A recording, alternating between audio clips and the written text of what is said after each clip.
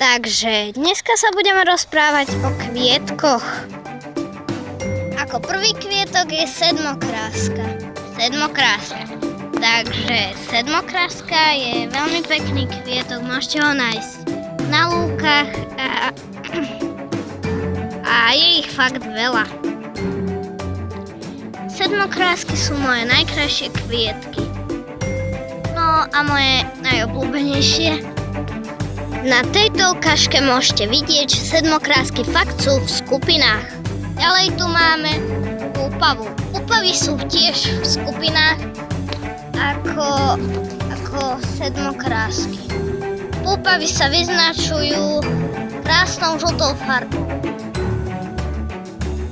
Tuto sú krásne tri veľké púpavy. Ďalej tu máme takúto rastlinu. Volá sa myší chvostík. Nebojte sa, není to ozajský myší chvostík. On má iba takú prezývku, že to není kvet, ale je to rastlina.